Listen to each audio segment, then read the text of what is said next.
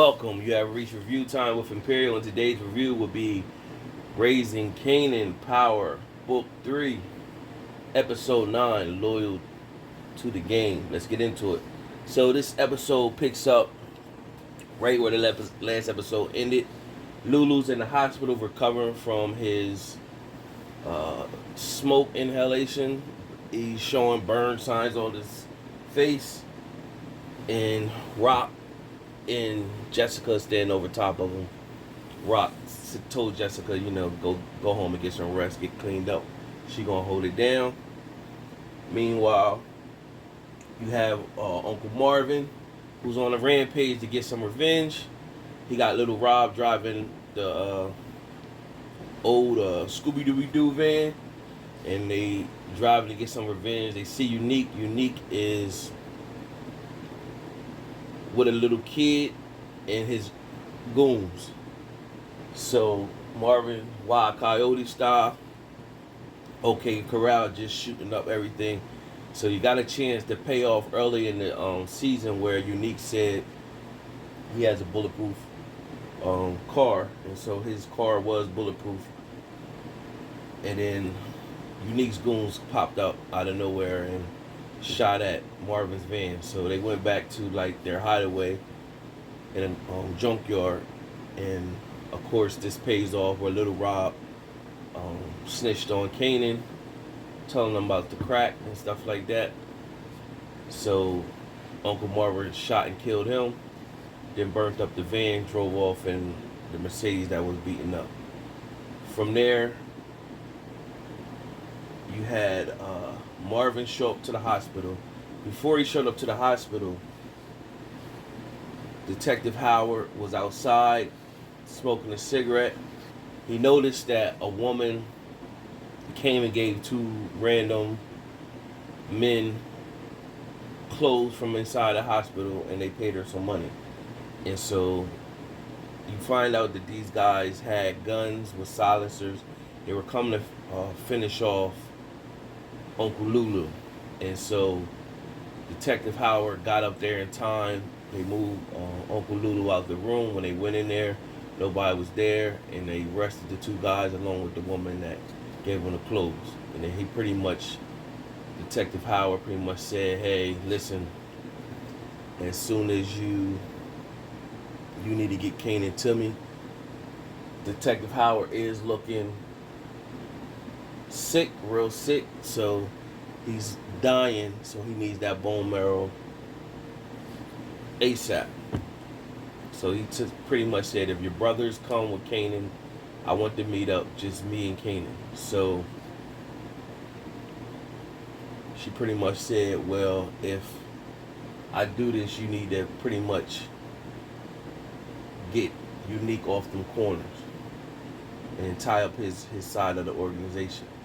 So from there, you see him leave. Symphony shows up.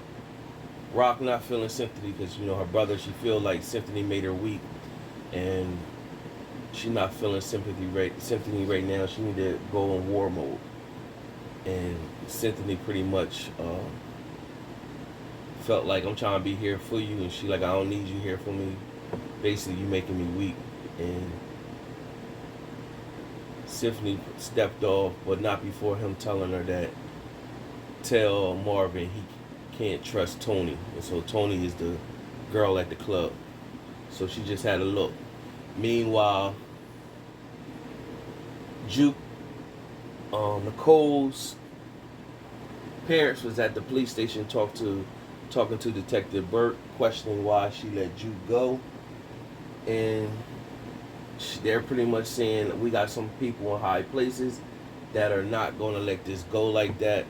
Y'all need to arrest her. She responsible for getting my daughter on drugs. Meanwhile, the dad is still, you can see the dad is not feeling the mom. He's not where she's at. And he knows more than he lets on to be. The mom is hell-bent that Juke is the reason why the daughters died and got involved, but the dad pretty much like, nah, you just blind to the fact. Pretty much I think he believes the mom just didn't see it. but he did the whole time, or he knew, either or. So from there, it shows Juke at Nicole's burial, and the cop Burke, Detective Burke, shows up. Pretty much, they have a back and forth. She tells Juke, "Let's go get some ices." They go get some ices, and then she start asking Juke questions. Juke pretty much blew her off. So Juke, at this moment, is leaving. Meanwhile, you have Marvin meet up with Rock. They had their little sibling back and forth. He like, basically, you know, I'm still a man, but you know, you disrespect me, and I'm taking orders from my little sister, and I raised y'all, and you are better in leadership than I am, but you still gotta respect the fact that I'm a man. So she was like, pretty much, I need you on this, Marvin. I need you on this. So basically saying we're going in full war mode against Unique. Pretty much, she told him go get Kanan ready. So from there, Juke shows up to the hospital with Jessica, and you know, Juke pretty much asks Rock, "I need to talk with you." So she pretty much told Rock, like, Detective Bird pushed up on her, and she pretty much, Rock told her, well, sometimes cops are some good friends to have, and basically use it to your advantage or whatever. So you can see the play Rock is putting in motion. And you also can see Rock is playing chess out here, and she's the queen, and she's moving pieces on the board.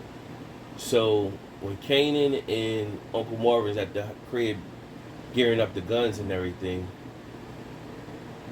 Rock did tell Uncle Marvin to give her a certain gun, give Kanan a certain gun, and he does. And Kanan like, I don't want to listen to this old slow music before I'm ready to go to war. And so he said, I'll go up and Juke get some music from Juke. Uncle Marvin pretty much said, no, I'll go up and get it. So you already know this is the moment where he's going to find the stuff about Nicole. So when he went in there, he's looking around. He finds the tape from that they sung together, and on top of that, they had some pictures where they were hugging and kissing and stuff like that. So he was fuming off of that. He destroyed Juke's room. Juke ended up showing up, and so he pretty much blasts Juke or whatever, telling her that Nicole got what she deserved. And so Juke, you know, she's offended by that. And so you already see her call him Marvin. So there's no respect there. And you don't really know it does, even at this scene, and it's real heated, you don't know what the real true, you still don't know what the true reason that, where the dysfunction comes from. However, Juke does spit on him. When he spit on him, he slapped the mess out of her, and then she came back trying to fight her dad. So this was out of pocket, and then I think he punched her, and then he started choking her, and then he kind of told her, like, even though you want to be like a man, you can't fight like one. So he's really, really choking her, and she started gasping for air, and then he let her go. And he was like, sorry for what he did, but you know, by this time, Juke, mentally, you could tell that did something to her. So that right there, scene alone, was the end of Uncle Marvin. So early in a couple episodes, you seen where they said you're not a true killer until you kill somebody you love. So I believe Juke's gonna kill her dad. That's what it's gearing up to. Or she gonna set him up to go to jail, either or. That's, you know, that's what I believe that's gonna happen. But after that look she had, like she was stoned, whatever she had in there had left her. So she left. She showed back up to Detective Burke, all beat up, and she basically like, who did this to you? And she didn't tell her. And they got in the car. She pretty much said, Unique is gonna basically put a war out on the cops or whatever. And so she pretty much said, "Why you telling me this?" She said, "Because I don't want to see nobody else get hurt." So that's Rock play to have her pick that bug in Burke's ear.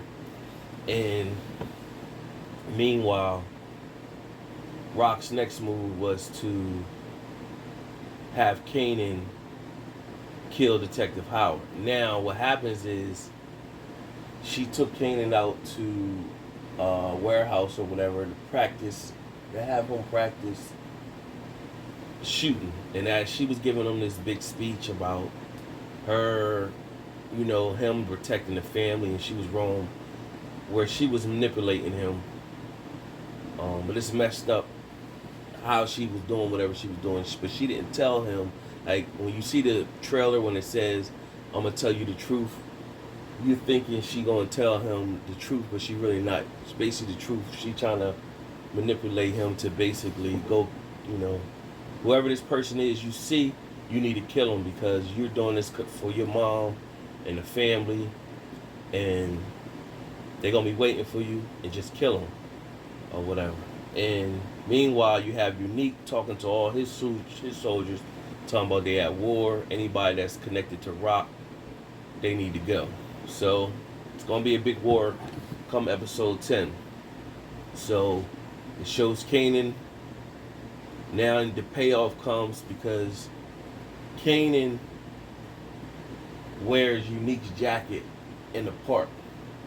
So this is the setup where they want people to see somebody with a hood with Unique's jacket on because it's one of a kind, and they want to say that's the person that killed a cop or whatever. So when Kanan rolls up, he sees Detective Howard, and so he's stuck where he like, well, this is a cop.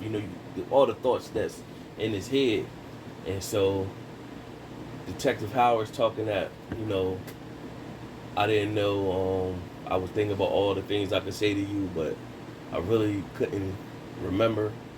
And so Detective Howard started to look like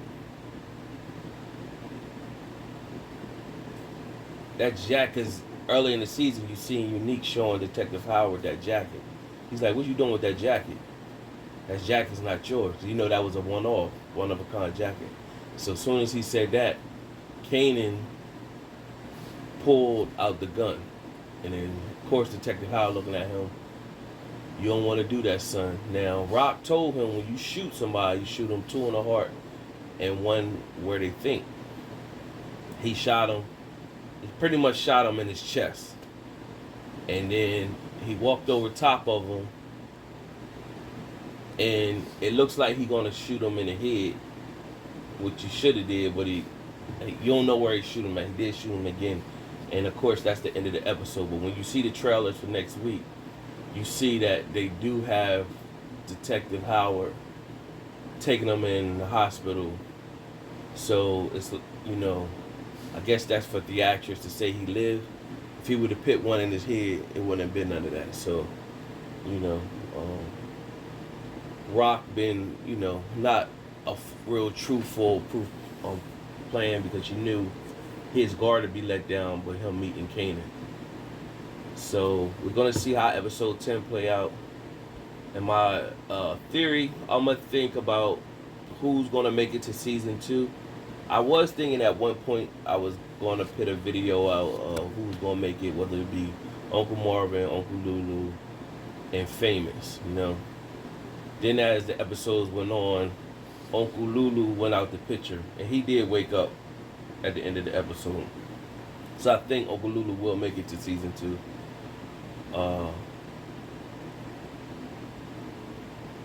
I definitely don't believe Detective Burke is going to make it this season 2.